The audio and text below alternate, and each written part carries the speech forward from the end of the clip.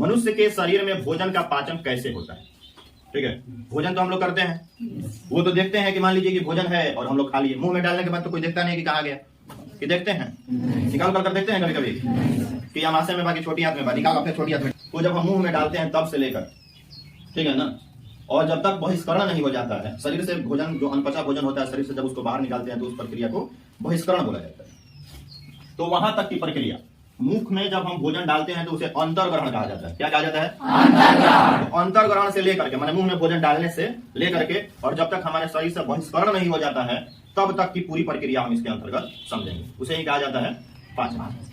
तो देखिए, पाचन का अर्थ होता है बाबू कि हम लोग जटिल पदार्थ लेते हैं, जैसे मान लीजिए कि रोटी का टुकड़ा, भात का टुकड़ा या जो भी खाते हैं आप, तो जितना बड़ा आप खाते हैं, एक तो पहले मान लीजिए कि एक रोटी आया तो उसको तोड़ करके आप खाते हैं, ये सीधे खा जाते हैं, तोड़कर खाते हैं ना। उसके बाद फिर मुंह में उसका और तोड़ा जाता है, फिर पेट के अंदर जाता है तो और छोटे छोटे टुकड़ों में बढ़ता होगा।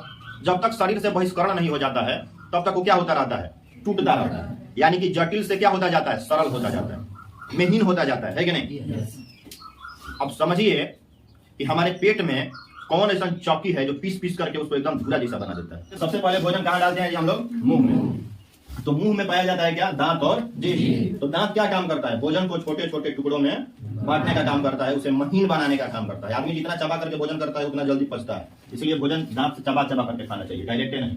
ये नहीं कि मिलल है कहीं बढ़िया बढ़िया मतलब तो पूरा ठूस लिए जबेले चबेले तो पता चलेगा कि दिखते हो गया फिर सवेरे, ठीक है ना। उस सब पर चर्चा इसमें हम करेंगे। तो मुंह में देखिए, मुंह में पाया जाता है दांत। तो दांत का क्या काम होता है? भोजन को छोटे छोटे टुकड़ों में बदलना। उसके बाद पाया जाता है उसमें जीभ, ठीक है ना। तो जीभ का पाचन में कोई काम नहीं होता है, जीभ का बस यही दो काम होता है जीभ का, ठीक है ना। एक तो भोजन को और स्वाद जो होता है, जैसे मान लीजिए कि हमारे जीभ पर देखे होंगे रूखड़ा सतह होता है, होता है कि नहीं। तो जो रूखा रूखा छोटी छोटी कलियां होती हैं उन्हें स्वाद कलियां बोला जाता है। क्या बोला जाता है? स्वाद कलियां। और उन्हीं स्वाद कलियों के कारण हम लोगों को किसी भोजन का स्वाद पता चलता है।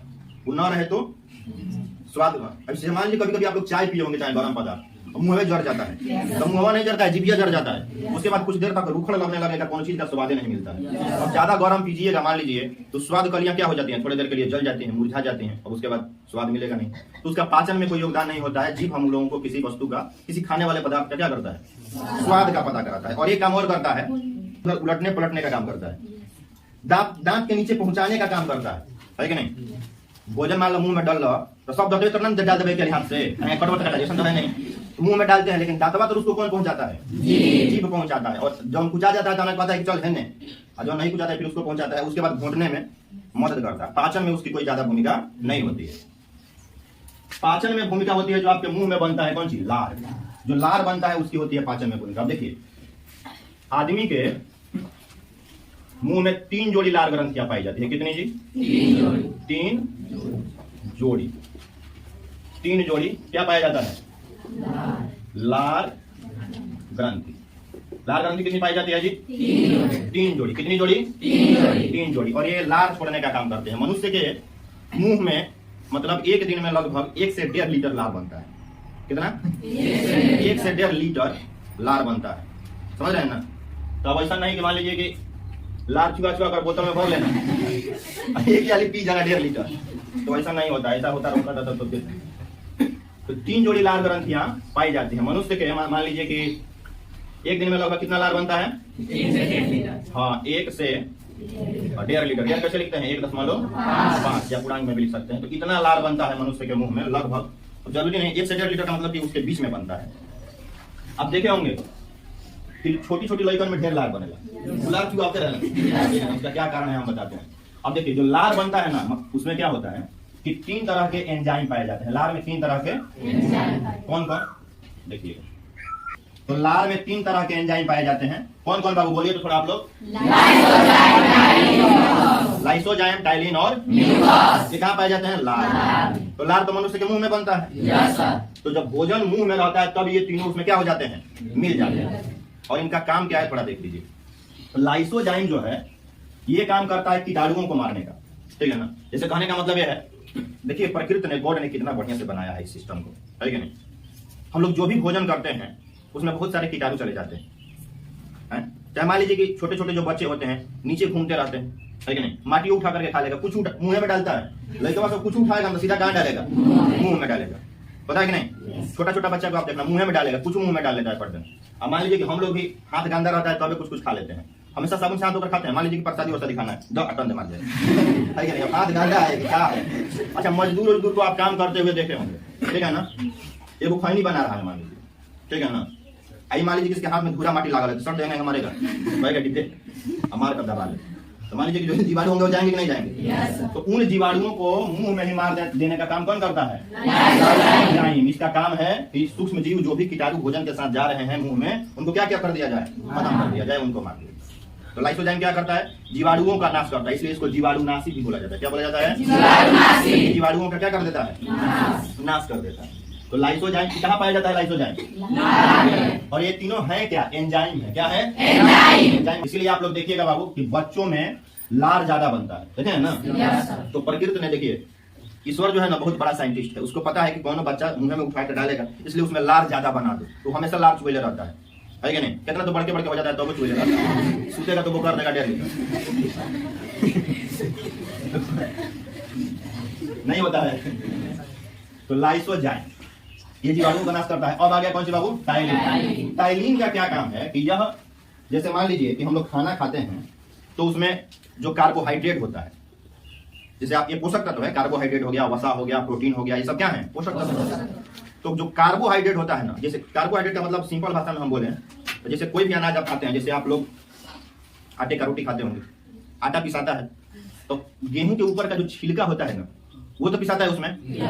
जब हम लोग चालते हैं उसको तो चोकर में निकलता है उसमें से, लेकिन आप कितना भी चाल लीजिए उसमें थोड़ी सी मात्रा चोकर भी रह जाएगा आटवा में, है कि नहीं? तो वो आपके स्वास्थ्य के लिए ठीक है कि खराब है? जानते हैं आप? आपके स्वास्थ्य के लिए अच्छा है। चोकर की थोड़ी सी मात्रा आटा में रहनी चाहिए। इससे क्या होगा ना कि आपका जो भोजन होगा पचेगा ठीक से। तो अभी नहीं कि चोकर खाना शुरू कर दें, चाल कर ही खाइएगा, ठीक है ना? तो जो चोकर होता है यानी कि अनाज का जो क्या होता है? छिलका, उसको पचाने का काम करता है कौन? टाइलिन। कार्बोहाइड्रेट को पचाता है। किसको पचाता है? कार्बोहाइड्रेट। उसको बोला जाता है स्टार्च भी बोला जाता है उसको। स्टार्च क्या बोला जाता है उसको? स्टार्च को पचाने का काम करता है टाइलिन, ठीक है ना? स्टार्च बोलिए या कार्बोहाइड्रेट बोलिए, एक ही बात होता है, लगभग ज्यादा डिफरेंस नहीं है। या भोजपुरी में चोकर बोल दीजिए। हाँ, अनाज का छिलका कार्बोहाइड्रेट है, स्टार्च है, उसमें उसको पचाने का काम करता है टाइलिन। उसको कार्बोहाइड्रेट को ये माल्टोज में बदल देता है। किसमें बदल देता है? माल्टोज में बदल देता है। अब आ गया बाबू अंत में लार में पाया जाता है क्या? म्यूकस। इसका काम है भोजन को चिपचिपा बना देना। भोजन मान लीजिए कि मुंह में तुम लोग भोजन डाल रहे हैं, रोटी, और उसको खूब पूछ लिया, घोटना है, घोटो मत उसको, उगील दो तो क्वेश्चन चिपचिपा हो जाएगा कि नहीं? तो चिपचिपा भोजन को चिपचिपा बनाने का काम कौन करता है? म्यूकस करता है। तो ये तीनों का काम समझ गए आप? लार में तीन। अब यहाँ से भोजन ग्रास नली से होते हुए कहाँ चला जाता है बाबू? तो देखो यहाँ से समझने वाली बात है, बहुत यहाँ से थोड़ा कॉम्प्लिकेटेड हो जाता है, मतलब जटिल हो जाता है। अब यहाँ से चला जाएगा, देखिए कहाँ, देखिए नाली जाकर के कहाँ खुल रही है, ये देख रहे हैं आप? सेम के बीज के आकार का है थोड़ा थोड़ा, तो ये नाली आकर के खुल जाती है इसमें भाई। तो इसके ऊपर होता है, ये जो होता है क्या है? यकृत यानी कि लीवर, ये तो उसके ऊपर से होता है। ये नाली आकर के खुलती है कहाँ? आमाशय में। कहाँ खुलती है बाबू? ग्रास नली से जब भोजन आ रहा होता है ना, तो धीरे धीरे आता है, इसमें से भोजन आता है। आप कितना भी तेज खाइएगा तो ये धीरे धीरे ही उसको लेकर के आएगा। ये नहीं कि आप, इसलिए आदमी तेज नहीं खा पाता है। अब चाहेंगे कि एक रोटी डाले फिर तुरंत एक डाल जाए, फिर देखो 2 मिनट में सब खाने खा जाइएगा, 2 मिनट में नहीं लगे, 1 मिनट में सब खा जाइएगा, ऐसा नहीं होता है। ये जो नली होती है ना, ये धीरे धीरे घसकाते हुए लाता है। आई बात समझ में? आप कितना भी तेज खाइएगा, ये अपना काम धीरे धीरे करता है। ज्यादा अब बरियारी करिएगा तो क्या होगा? अटक जाएगा, अटक जाएगा तो पानी पीना पड़ेगा, है कि नहीं? तब नहीं पड़ेगा तब जाएगा, करता है कि नहीं करता है? तो इसलिए वो नहीं करना है। नहीं तो मान लीजिए कि सड़क पर जाएगा तो फिर दिक्कत हो जाएगा। तो खाना आराम से खाइए, ठीक है ना? तो यहाँ से इसमें भोजन का पाचन नहीं होता है, इसमें कोई एंजाइम वगैरह नहीं निकलता है, उसमें भोजन का पाचन नहीं होता है। तो इसीलिए सीधा हम लोग कहाँ आ जाएंगे जी? आमाशय। आमाशय जो होता है बाबू, यही होता है मुख्य रूप से हमारा पेट, ठीक है ना? यही मुख्य रूप से हमारा पेट होता है, एक तरह से समझ लीजिए कि स्टमक बोला जाता है।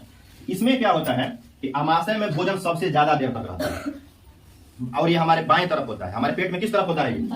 बाएं तरफ होता है। जैसे मान लीजिए कि आदमी वैसे खड़ा है, जो फिगर बना है मान लीजिए वैसे ही ना खड़ा है लगभग, तो उसका ये आमाशय किस तरफ है? बाएं तरफ है। और लीवर किस तरफ है? दाएं तरफ है, ठीक है ना? भोजन आ जाएगा कहाँ? बाएं तरफ। इसीलिए लोग कहते हैं कि खाओ करके बाएं कर सोना चाहिए, सुने होंगे आप लोग। मान लीजिए कि दाहिने कर सूझ जाइएगा तो हेने कौन चीज है? भोजन। उल्टा हो जाएगा कि नहीं हो जाएगा? अहे कर सोइएगा तो भोजन को आराम रहेगा, है कि नहीं? कहने का मतलब है कि जब आमाशय में बाबू भोजन रहता है 4 घंटे, कितना देर? लगभग 4 घंटे। अब एग्जैक्ट नहीं है लेकिन ऑलमोस्ट लगभग 4 घंटे भोजन कहाँ रहता है? अमाशय में रहता है। और इसमें बहुत सारी प्रक्रियाएं होती हैं जिन्हें देखिएगा। अमाशय जो होता है बाबू हमारा, वो 3 भागों में बटा होता है। कई भाग में बटा होता है? 3 भाग में बटा होता है। पहला भाग क्या है? कार्डियक है। दूसरा भाग क्या है? फंडिक है, उसको फुंडिक भी बोलते हैं, फंडिक है। और पाइलोरिक, इसको क्या बोलते हैं? पाइलोरिक। ठीक है ना। अब इन तीनों में क्या होता है? भोजन तो मान लीजिए कैसे चलते हुए इसमें आ गया। हाँ, एक चीज आपको और बता दें हम कि भोजन जब हम मुंह में डाले थे ना, मुंह में डालने के बाद जब लार होकर उसमें सब मिल गया, टाइलिन और म्यूकस वगैरह सब मिल गया जब उसमें, ठीक है ना, तो उसके बाद हम क्या कर दिए? भोजन को घोट गए, नीचे लेकर चले गए, है कि नहीं? तो जब वो पदार्थ जो भोजन मान लीजिए मुंह में डाल करके नीचे घोटते हैं तो उसको बोला जाता है बोलस। क्या बोला जाता है? बोलस। अब भोजन के क्या बोला जाए? बोलस के रूप में जाता है। मुंह में से जो भोजन जा रहा है वो किस रूप में जा रहा है? बोलस बोलते हैं। बोलस मान लीजिए खूब कूच कूच के मुंह में, मान लीजिए घोटने के बजाय क्या कर दीजिए? उगील दीजिए। उसको क्या बोलेंगे? कभी कभी उगील नहीं देता है, मान लो कि पड़ गया और कड़ी उकड़ी पड़ गया तो क्या करेगा? कितना लोग उगील देता है कि नहीं? तो भात रोटी रहेगा तो नहीं खाएगा, मिठाई उठाई होगा तो खाई हो जाएगा। कड़ी पीने का मारेगा पड़ने, कौन देख रहा है? तो घोटने के बजाय वो जो घोटता है उसको क्या बोला जाता है? बोलस। तो बोलस मान लीजिए कि बोलस के रूप में जा रहा है, तो उसको याद रखिएगा। घोटते हैं उसको क्या बोलते हैं? भोजन को बोलस। तो बोलस कहाँ चला गया है? अब अमाशय। कहाँ चला गया है? अमाशय में चला गया। तो अमाशय के पहले भाग को बोला जाता है कार्डियक, दूसरे भाग को बोला जाता है फंडिक और तीसरे भाग को बोला जाता है पाइलोरिक। अब भोजन सबसे ज्यादा देर तक रहता है कहाँ? अमाशय में। आखिर कुछ ना कुछ तो होता होगा, बैठने तो जाता नहीं होगा वहां। तो देखो जी, इसमें बनता है HCl। क्या बनता है? HCl। अब इसका काम ये है बाबू कि जैसे ही भोजन यहाँ पहले भाग में आएगा, अब आप लोग ये मत समझिएगा कि ऐसा दीवार होता है, उसमें दीवार वार कुछ नहीं होता है, वो हम समझाने के लिए बनाए हैं, तो ठीक है ना। पहले ही जैसे तो यहाँ हाइड्रोक्लोरिक अम्ल भोजन से क्या हो जाएगा? मिल जाएगा। और मान लीजिए कि मुंहवा में जब आप डाले थे भोजन तो उसमें जो बैक्टीरिया, कीटाणु, जीवाणु जो कि लाइसोजाइम से नहीं मर पाए थे, ठीक है ना, उसको मार देता है कौन? यहाँ हाइड्रोक्लोरिक। समझ रहे हैं ना। तो हाइड्रोक्लोरिक अम्ल का क्या काम है? भोजन के साथ आने वाले जो जीवाणु विषाणु जो भी रहते हैं उनको क्या कर देता है? मार देता है कि चल अब तेजी खत्म हो, आगे बढ़ना, हाथ उसमें गलने की जरूरत नहीं, हाथ उसमें जाएगा तो बीमारी फैलाएगा। तो हाइड्रोक्लोरिक अम्ल क्या करता है? मार देता है। और भोजन को छोटे छोटे टुकड़ों में भी क्या करता है? तोड़ता है।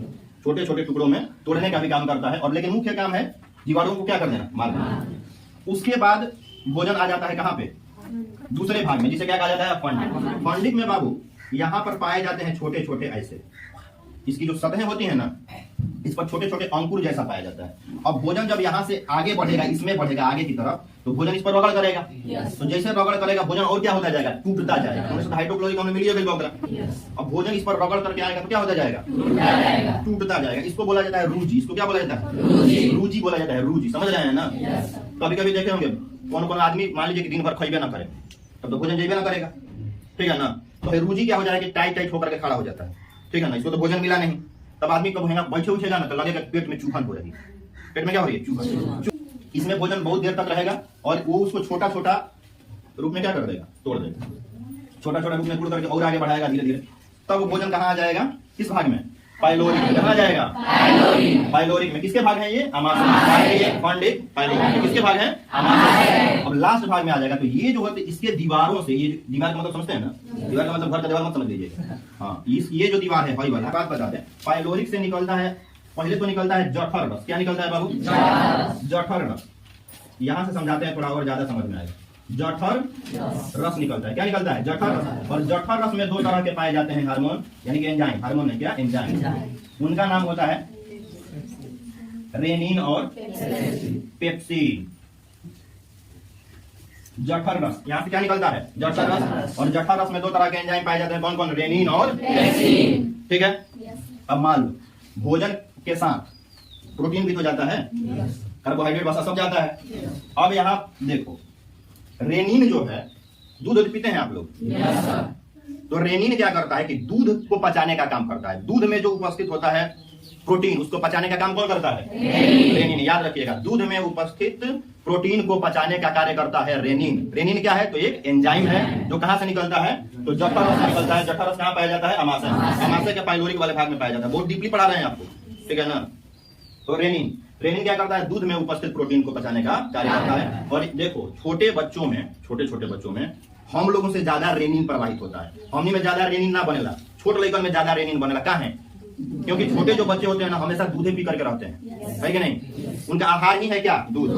तो उनमें हम लोग उतना दूध, खाली दूध पिएंगे तो पचेगा हम लोगों को? ना पचेगा। अब खाली दूध ही पीजिए, नहीं पचेगा आपको। लेकिन बच्चा जो है ना, छोटा बच्चा, वो खाली दूध ही पिएगा, बहुत सालों साल तक पिएगा, लेकिन वो पचा देता है। क्यों पचा देता है? क्योंकि रेनिन जो है उसमें ज्यादा प्रभावित होता है। क्योंकि दूध के प्रोटीन को पचाने का काम कौन करता है? रेनिन करता है। तो छोटे बच्चों में रेनिन का प्रभाव हमसे ज्यादा होता है। जैसे जैसे हमारी उम्र बढ़ती जाती है, रेनिन का प्रभाव क्या होता जाता है? कम होता जाता है। और पेप्सिन क्या करता है? पेप्सिन भी प्रोटीन को ही पचाने का काम करता है, लेकिन भोजन में उपस्थित प्रोटीन को पचाने का काम करता है। भोजन भी तो आप, जैसे आप लोग अंडा खाते हैं, चावल खाते हैं, सोयाबीन खाते हैं ना जी, दाल और पीते हैं, दही खाते हैं। दही तो खैर इसमें आ जाएगा। माने जो भी आप लोग भोजन, ठोस भोजन जो भी कर रहे हैं आप, उसमें भी प्रोटीन जाता है। तो उसमें जो भोजन में उपस्थित प्रोटीन होता है उसको पचाने का काम कौन करता है? पेप्सिन उसे बदल देता है पेप्टोन में। किसमें बदल देता है? पेप्टोन में बदल देता है। इसको याद रखिएगा, क्योंकि आगे पेप्टोन से आगे भी पढ़ाएंगे आपको। पेप्सिन, प्रोटीन को पेप्सिन किसमें बदल देता है? याद रखिएगा, ये पेप्सिन जो है भोजन में उपस्थित प्रोटीन को पेप्टोन में बदल देता है, ठीक है ना? अब दूध में उपस्थित प्रोटीन को क्या कर देता है? बचा देता है। अब देखो, तो अभी तक कहाँ था भोजन जी? अमाशय। यहाँ हाइड्रोक्लोरिक अम्ल मिल गया। अच्छा एक बात देखिए, कभी कभी आप लोग को उल्टी हुआ है? कभी सबको हुआ ही होगा। उल्टी जब होगा ना, पूरा कान नाक गजबे लगेगा कि क्या हो गया उसमें, है कि नहीं? जलन होने लगा, जलन, गर्दन वर्दन पूरा जले लगी, आंखों नाक को पूरा जलन हो जाता है जब उल्टिया होता है। तो आप लोग कभी सोचे हैं कि भोजनवा हम ठीक है कहनी है, मीठ मीठ कहनी है, लेकिन जब उनसे निकला था तो टीट टीट काहे निकला था? अजीबे लगेगा। उल्टी मुंह में कैसा लगेगा? बहुत खतरनाक लगेगा। पूरा लगेगा कि कान नाक में धुआं धुआं पड़ेगा, पता है ना? तो मान लीजिए कि भोजन, तो मान लीजिए कि दूध दही खाए हैं, रसगुल्ला खाए हैं, जब निकला था तब क्या निकला था? तो आखिर ऐसा क्यों होता है जानते हैं बाबू? तो कहने का मतलब है कि HCl यानी कि हाइड्रोक्लोरिक अम्ल में क्या हो गया? मिल गया। तो अब तो भोजन तो पहले ठीक है, लेकिन अब निकल ही तो हाइड्रोक्लोरिक अम्ल मिल के मुंह में निकली। तो हाइड्रोक्लोरिक अम्ल जब मिलकर निकलेगा तो पूरा मुंह, आपका नाक सब अम्लीय हो जाएगा, तो लगेगा जलन होने। तो उल्टी से जलन इसीलिए होती है कि नहीं? मान लीजिए कि कोनो ज्यादा खा लिया, कहीं गया, मान लीजिए पार्टी उटी में गया, तिलक ब्याह में बफर सिस्टम है कि नहीं? पूरा मान लीजिए कि मुर्गा मछली अंडा सब बनल है, तो उसको रुकाएगा, पूरा दबा करके खाएगा। जब तक ले मान लीजिए कि पूरा टूट कर खा ना लेगा तब तक खाता ही रहेगा। अब पूरा मान लीजिए दबा कर खा लिया, और जितना तुम लोग खाएगा उतना ही हाइड्रोक्लोरिक अम्ल का प्रभाव होगा। ज्यादा खाइएगा हाइड्रोक्लोरिक अम्ल ज्यादा निकलेगा, कम खाइएगा हाइड्रोक्लोरिक अम्ल कम निकलेगा। अब मान लीजिए कि ठूस ठूस करके खा लिया, हाइड्रोक्लोरिक अम्ल निकल गया ज्यादा, ठीक है ना? हाइड्रोक्लोरिक एसिड है ना जी, तो वो ज्यादा निकल जाएगा तो क्या कर देगा? एसिडिटी। क्या हो जाएगी? एसिडिटी। तो क्या कहता है कि एसिडिटी हो गई, गैस हो गई, तो धुआं ही ठेकाना होता है। कहते हैं कि नहीं कहते हैं? तो अब मान लो कि एसिडिटी हो गई, ज्यादा गैस बन गई, हाइड्रोक्लोरिक अम्ल ज्यादा निकल गई। कितना लोग कहता है क्या कि इनो पीओ, इनो काम शुरू करे सिर्फ 6 सेकंड में, पता नहीं। अब इनो मान लीजिए कि पी लिया। इनो क्या होता है बाबू? इनो होता है क्षार। क्षारक समझते हैं ना? क्षारक आप लोगों को पढ़ाए हैं। वो पूरा क्षार होता है, पानी में घोर करके क्या कर जाएंगे आप? पी जाएंगे। अब यहाँ तो पूरा सब एसिड फैल गया, यानी कि अम्लीय अम्लीय अम्लीय अम्लीय हो गया पूरा। तो क्षार जाएगा तो उसको क्या करेगा? उदासीन कर देगा। जब उदासीन कर देगा तो आपको आराम मिल जाएगा, फिर पार्टी एंजॉय करने लगे। प्रचार देखेंगे आप लोग। तो बूढ़े पुरान जो लोग आदमी होते हैं ना, उनको दूध नहीं पचता है, या दूध जिनको भी न पचता हो, आप लोगों में से कोई है जिनको दूध नहीं पचता है? दूध पियेंगे तो पेट घबरा जाएगा, कोई है ऐसा? नहीं है, अच्छी बात है, नहीं भी होना चाहिए। लेकिन बूढ़े जब हो जाइएगा ना, मतलब जो हो जाते हैं, अब होना तो सबको ही है। क्यों? आकाश चौहान बूढ़े हो जाएंगे तो मुंह क्यों डालें? अरे भैया होना सबको है। देखिए, तो उसमें क्या होता है कि उन लोगों का रेनिन बनना क्या हो जाता है? बंद हो जाता है। तो डॉक्टर कह देगा कि अब तू दूध मत पियो, दही खा। कैसे कि रेनिन जो है ना पचाने का काम करता है, पहले उसको दही में बदलता है। अच्छा आप लोग एक और चीज देखे होंगे, आपको हम बताते हैं। लड़का सब दूध पीता है ना? वो करता है तो दही वो करता है कि नहीं? आप लोग सोचे हैं कि पियोला सा दूध दही का फेंकता है? तो दही इसलिए फेंक देता है कि उसमें तो रेनिन बहुत ज्यादा मात्रा में है। रेनिन जो है ना, रेनिन दूध को दही में बदलने का काम है। अब दही फेंकता है, इसीलिए देखो दही को पचाना होता है आसान। पहले दूध कौन सी में बदलता है? दही में, और उसके बाद उसको पचाया जाता है। तो इसीलिए जिसको दूध ना पचे वो डायरेक्ट क्या खाए? दही डायरेक्ट खा ले, वो पच जाएगा। कारण कि पेट में मान लीजिए कि रेनिन बनते नहीं, रेनिन ने क्या बना तो दही में बदली ना करा के, तो तू दही खा डायरेक्ट, दही पच जाएगी। समझे हिमांशु? दही खाते हैं कि दूध? दोनों खाते हैं, तब दाल ठीक बात। अब उसके बाद की पढ़ लिया हम जी। उसके बाद भोजन चला जाता है कहाँ बाबू? तो देखिए छोटी आंत में। कहा जाएगा? छोटी आंत। ये देखो, ये जो है ये है आपका अमाशय। अमाशय में कितना देर होता है? 4 घंटा। यहाँ से निकल करके ये नली देख रहे हैं आप, ये भोजन इसमें आता है। ये छोटी आंत है, क्या है? छोटी भोजन इसमें आता है। लेकिन इसमें आने से पहले देखिए होता क्या, इसमें आने से पहले बहुत कुछ होता है। ये है मनुष्य के शरीर की सबसे बड़ी ग्रंथि, जिसे आप लोग यकृत या लीवर इंग्लिश में कहते हैं। लीवर। अब ये हो गया लीवर। लीवर का काम है, और ये है पित्ताशय। क्या है? पित्ताशय, जिसे हम पीत की थैली कहते हैं। क्या कहते हैं? पीत की थैली कहिए चाहे पित्ताशय कहिए। ई का करेला अमाशय थी। यकृत क्या करता है, यानी कि लीवर क्या करता है कि ये पीत का निर्माण करता है। यकृत क्या करता है बाबू? पीत का निर्माण करता है। पीत का निर्माण कौन करता है? पीत का निर्माण यकृत करता है। पीत लीवर जो है वो पीत का निर्माण करता है, पीत बनाता है। अब पीत बना करके अब उसको पित्ताशय में क्या करता है? इकट्ठा करके रखता है। तो यकृत का क्या काम है, यानी कि लीवर का काम क्या है? पीत बनाना। पीत जो होता है एक क्षारीय पदार्थ होता है। कैसा पदार्थ होता है? क्षारीय पदार्थ होता है, ठीक है ना। अब इसमें क्या होता है कि इधर से तो भोजन आ रहा होता है, वो कैसा होता है? क्षारीय होता है कि अम्लीय? पहले बताइए। अम्लीय। कहां से भेजा होता है? हाइड्रोक्लोरिक अम्ल मिल गया में। लेकिन छोटी आंत क्या करता है? छोटी आंत कहता है कि हम अम्लीय भोजन को पचेबे न करेंगे, अम्लीय भोजन को हम नहीं पचाएंगे, ये मना कर देता है, हो जाता है गड़बड़। तो भाई क्या करता है? यकृत यानी कि लीवर क्या करता है कि वो बना करके रखता है क्या? पीत। पीत एक क्षारीय पदार्थ है जिसका पीएच मान लगभग 8 होता है, ठीक है ना। अब ये क्या करेगा कि इसमें छोटी आंत जहां से थी, अमाशय से जहां से छोटी आंत में भोजन जा रहा है ना, उस नलिया में ले जाकर के छोड़ देगा कौन सी? पीत, ठीक है। अब हेने से अगला कौन सी? अम्लीय। और पीत जो होता है वो क्या होता है? क्षारीय। तो जब अम्ल और क्षार मिलेंगे तो फिर हो जाएगा पदार्थ कैसा? उदासीन। छोटी आंत कहेगा कि चलो बाबू कोई दिक्कत नहीं, अब हम पचा दें। अम्लीय नहीं पचाएगा, लेकिन उदासीन को क्या कर देगा? पचा देगा। तो ये लीवर जो है, यकृत जो है, भोजन में एक और चीज छोड़ता है जिसका नाम है बिलरुबिन। क्या नाम है? बिलरुबिन। क्या नाम है उसका? बिलरुबिन। ध्यान रखिएगा, क्या नाम है उसका? बिलरुबिन। बिलरुबिन नाम है, बिलरुबिन। बिलरुबिन। ये बिलरुबिन जो है ना, ये क्या करता है ना कि जो लैट्रिन आप लोग करते हैं उसका रंग कैसा होता है? पीला, ठीक है ना। तो कोई पूछे कि लैट्रिन का जो रंग होता है, हंसने वाली कोई बात नहीं है इसमें, बायोलॉजी पढ़िएगा तो सब पढ़ना ही पड़ेगा आप लोग। तो लैट्रिन का जो रंग होता है वो पीला किसके कारण होता है? बिलरुबिन के कारण होता है। किसके कारण? बिलरुबिन। हाँ, समझ रहे हैं ना। पेशाब का रंग पीला क्यों होता है? यूरोक्रोम के कारण। आगे आप लोगों को किडनी वाले चैप्टर में जब पढ़ाएंगे ना, किडनी को भी ऐसे पढ़ाया जाएगा, तब आपको बताया जाएगा। तो बिलरुबिन के कारण लैट्रिन का रंग कैसा हो जाता है? पीला हो जाता है। और बिलरुबिन भोजन में कहां से मिलता है बाबू? तो यकृत से मिलता है। लीवर छोड़ता है भोजन में, वहां से वो पीला। तो अग्नाशय से 3 तरह के क्या निकलते हैं? एंजाइम निकलते हैं। क्या नाम है उनका? लाइपेज, एमाइलेज और ट्रिप्सिन। ये कौन सी में से निकलते हैं जी? अग्नाशय में से। और अग्नाशय में से निकल करके किसमें मिल जाते हैं? या कौन है? ये छोटी आंत है। तो छोटी आंत में क्या आ रहा है? भोजन आ रहा है ना। अमाशय से निकलने के बाद भोजन कहाँ पहुंचता है? छोटी आंत में पहुंचता है। देखिएगा, मुंह से कौन सी में आता है? ग्रास नली में। ग्रास नली से किसमें आता है? अमाशय में। भोजन का रास्ता बता रहे हैं। और अमाशय से निकलने के बाद किसमें जाता है? छोटी आंत में जाता है। तो छोटी आंत में क्या हो जाता है? यहाँ मिल जाता है लीवर में से उसको क्या? पीत मिल जाता है, ठीक है ना। और बिलरुबिन मिल जाता है। तो पीत जो होता है भोजन को क्या बना देता है? उदासीन बना देता है। क्षारीय पदार्थ होता है, लेकिन इधर से तो अम्लीय आ रहा होता है ना, क्षारीय उसको उदासीन कर देता है। और उसके बाद अग्नाशय में से ये 3 तरह के क्या निकलते हैं? एंजाइम निकलते हैं। लाइपेज, एमाइलेज और ट्रिप्सिन। अब ये काम क्या? ये पूर्ण पाचक एंजाइम कहा जाता है। इन तीनों को मिलाकर के क्या कहा जाता है? पूर्ण पाचक एंजाइम। ये करते क्या है भाई? इनका काम क्या है देखिएगा। ये किसको काम? इसको ये वसा को पचाने का काम करता है। किसको पचाने का काम करता है? वसा को पचाने का काम करता है, फैट को पचाने का काम करता है। और जो जैसे लार में हम पढ़े थे कि टाइलिन जो होता है वो किसको? स्टार्च या कार्बोहाइड्रेट को पचाने का काम करता है। लेकिन पूर्ण रूप से मुंह में तो पच नहीं जाएगा, तो उसको अब आगे पचाने का काम कौन करेगा? एमाइलेज। स्टार्च यानी कि कार्बोहाइड्रेट को पचाने का काम कौन करेगा? एमाइलेज करेगा। कहां पे? छोटी आंत, ठीक है ना।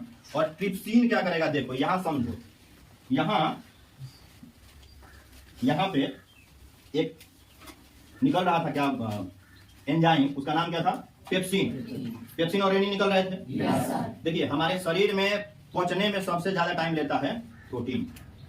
कार्बोहाइड्रेट जल्दी पच जाता है, वसा जल्दी पच जाता है। सबसे देर से कौन पचता है? प्रोटीन सबसे देरी से पचता है, समझ रहे ना। अब प्रोटीन, वो जो पेप्सिन था प्रोटीन को बदल दिया था कौन सी में? पेप्टोन में। कौन सी में बदल दिया था? पेप्टोन में बदल दिया था। अब भाई ट्रिप्सिन क्या करता है कि उस पेप्टोन को बदल देता है पेप्टाइड में। कौन सी में बदल देता है? पेप्टाइड में। पेप्टोन को कौन सी में बदल देता है? पेप्टाइड में। तो इस तरह से ये पेप्टोन को पचाने का काम करता है। किसको पचाने का काम करता है? पेप्टोन को। क्यों? प्रोटीन ही है ना। प्रोटीन पहले है जा पेप्सिन से मिलकर क्या बन गया? प्रोटीन में जब पेप्सिन मिल रहा था बन गया कौन सी? पेप्टोन। अब जब वो में ट्रिप्सिन मिल जाई तो वो बन जाए पेप्टाइड। अभी पचलू नहीं है, अभी अभी आगे ऊपर और कहानी है, ठीक है। लेकिन भाई वसा और स्टार्च यहाँ क्या हो जाएंगे? पच जाएंगे, ठीक है ना। कौन पचा देगा उनको? लाइपेज और एमाइलेज। यहाँ लाइपेज और एमाइलेज मिल जाएंगे।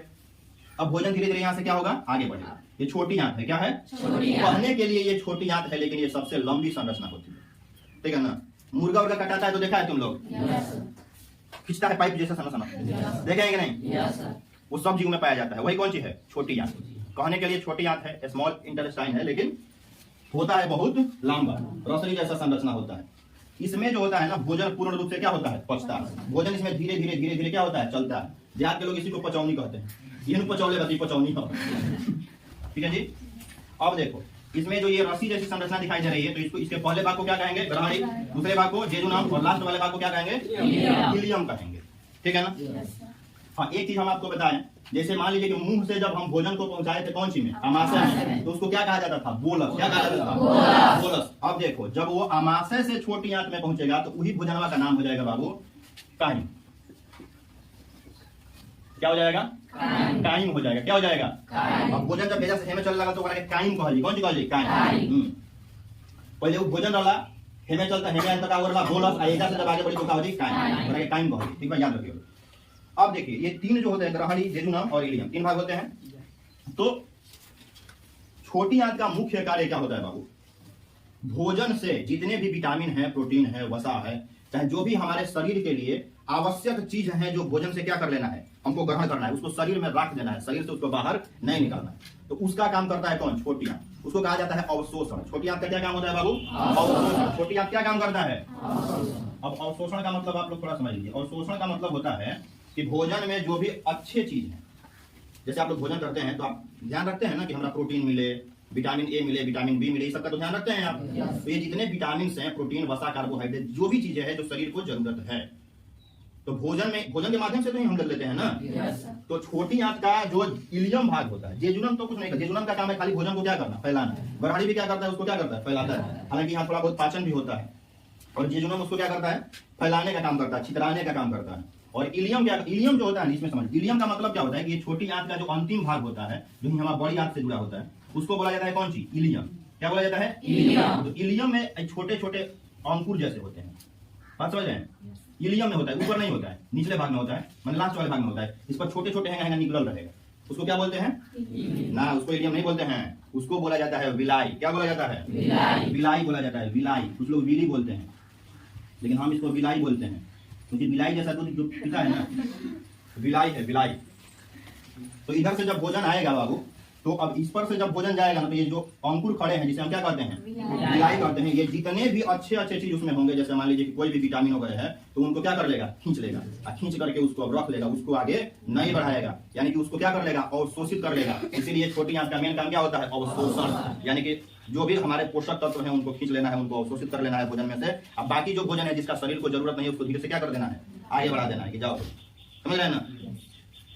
तो छोटी आंत में ये होता है, ठीक है। छोटी आंत के बाद भोजन पहुंच जाता है बाबू बड़ी आंत में। साइड वाला कौन सी है? बड़ी आंत। लिखा है ना, साइड वाला कौन सी है? बड़ी आंत। भोजन हेमे से आकर कहाँ पहुंच जाएगा? हेमे। जो बोलता होता है ना, इसको सीकम बोला जाता है। क्या बोला जाता है? इसका बहुत ज्यादा चर्चा नहीं। हाँ, एक चीज आपको बता दें, बड़ी आंत का जो ये भाग लटका हुआ भाग है, इसको अपेंडिक्स बोला जाता है। आप लोग हो सकता है सुने हो, किसी किसी का अपेंडिक्स का ऑपरेशन होता है, नहीं सुने हैं क्या आप लोग? कोई बात नहीं। ये बड़ी आंत से जुड़ा हुआ एक छोटा सा तंतु जैसा लटकल रहता है, इसको क्या बोलते हैं? अपेंडिक्स। शरीर में इसका कोई कार्य नहीं है। जब आदमी को अपेंडिक्स होगा, ठीक है ना, दर्द हो जाएगा पेट में, तो डॉक्टर क्या कर, भयानक दर्द होने लगे तो डॉक्टर क्या करेगा? पेट फाड़ेगा, अपेंडिक्स को काटेगा, काट करके बाहर फेंक देगा। ऊपर कोनो जरूरत नहीं है शरीर में, वो अवशेषी अंग है। कैसा अंग है? अवशेषी अंग है, उसका हमारे शरीर में कोई जरूरत है ही नहीं है। वो घास उस पचाने के काम में आता है। तो इसीलिए ये पशु जो होते हैं ना, उनमें बड़ा बड़ा अपेंडिक्स पाया जाता है, क्योंकि घास उस खाते हैं, तो पचाने का काम करता है अपेंडिक्स। हम लोग तो घास उस खाते नहीं है। पहले हम लोग भी, यानी कि मानव भी पहले जंगलों में रहता था, घास कुछ ज्यादा खाता था। बात समझ रहे हैं? घास कुछ ज्यादा खाता था तो अपेंडिक्स की जरूरत पड़ती थी। घास कुछ खाना छोड़ दिया, अपेंडिक्स धीरे धीरे धीरे धीरे क्या होने लगा? छोटा होने लगा। ऊपर कोनो काम नहीं थे, लेकिन बोला है कि नहीं। इसीलिए उसमें दर्द होता है तो उसको काट करके निकाल दिया जाता है, उससे शरीर पर कोई इफेक्ट नहीं पड़ता है। इसको अपेंडिक्स बोलते हैं। तो छोटी आंत से भोजन कहाँ चला जाता है बाबू? बड़ी आंत, ठीक है ना। देखिए भोजन का पूरा रास्ता हम बता दिया आपको। मुंह से कहाँ? ग्रास नली में, ग्रास नली से कहाँ? अमाशय में, अमाशय से कहाँ? छोटी आंत में। हाँ, बीच बीच में हई में छोड़त रहे रसायन, है कि नहीं? हेजा तारा हाइड्रोक्लोरिक अम्ल मिल गया, है कि नहीं? हेजा हुआ तारा पेप्सिन आर्जेनिन मिल गया, फाइव में छोड़ दिए पी ना जी, और क्या बोले चलो बिल्डुबिल, क्या छोड़ दिया था? बिल्डुबिल, ठीक है ना? भाई अग्नाशय जो अग्नाशय है, तीन को छोड़ दिया था। कौन सी छोड़ दिया था? लाइपेज, एमाइलेज और ट्रिप्सिन, ठीक ना? भोजन चल है तो एक आहार नाल कहल, जो चलत है भोजन जहां जहां एकरा क्या कहल जाला? आहार नाल कहल, लेकिन बीच बीच में छोड़त रहले समय रासायनिक भाग, ठीक है ना, ताकि पच सके। अब भोजन छोटी आंत से कहां चला जाता है? बड़ी आंत में चला जाता है। तो बड़ी आंत में, बड़ी आंत कहने के लिए बड़ी है लेकिन छोटी आंत से छोटी है, ठीक है ना? बड़ी आंत का काम होता है बाबू, उसका एक ही मुख्य कार्य है बड़ी आंत का, जल का अवशोषण करना। यहां तक ले छोटी आंत तक ले भोजन, और जो आप पानी पिए थे, दाल पिए थे, दूध पिए थे, वो तो लिक्विड है, और जो रोटी खाए थे, भात खाए थे, वो तो ठोस रूप में रहता है, वो सब एक में मिल करके चल रहा था। कहां तक ले? छोटी आंत में संग ही आ रहा था। संग करते हैं ना आप लोग, खाना खाते हैं तो पानी पीते हैं ना, सब संग ही आया है यहाँ तक ले, छोटी आंत के अंतिम भाग तक ले, ठीक है ना? लेकिन अब छोटी आंत से सब मिल करके कहां चला जाएगा? बड़ी आंत। अब बड़ी आंत का एक ही मुख्य कार्य होता है कि ठोस पदार्थ को अलग कर देना और जल को छान करके अलग कर देना। ये काम है किसका? बड़ी आंत। ये अलग अलग कर देगा कि दहने चल, अब पानी दहने चल, अब जगह पर पहुंचाने का काम कर देता है। देखिएगा अब बड़ी आंत क्या करेगा? छान देगा, ठीक है ना? और छान करके देखिए, यहाँ से भोजन इसमें जाएगा और इसमें से इस रास्ते से होते हुए बड़ी आंत, फिर इस रास्ते से होते हुए आ जाएगा हमारा रेक्टम में। रेक्टम को बोला जाता है बाबू, रेक्टम को बोला जाता है मलाशय। क्या बोला जाता है? मलाशय। मलाशय बोला जाता है। वहां जो अनपचा भोजन होता है, जिसमें से अब जल भी निकल गया, बढ़िया जल निकाल देगा से, और जितना विटामिन वगैरह रहा भोजन में वो तो पहले निकाल दी हुए, छोटी आंत के अंतिम भाग ने उसको क्या कर दिया था? मैंने छोटी आंत समझिए, मेन रूप से छोटी आंत ही कह सकते हैं ना, छोटी आंत का भाग हो, छोटी आंत ने सारा बढ़िया बढ़िया चीज उसमें से क्या कर दिया था? निकाल दिया था। उसके बाद आगे बढ़ा देगा, बड़ी आंत करी, बड़ी आंत में से जल हटा देगा, और बचल खाली बेकार पदार्थ जाना शरीर में कोनो इस्तेमाल है या नहीं। अब वो क्या करेगा? उसको लिया के कहां रख देगा? रेक्टम में।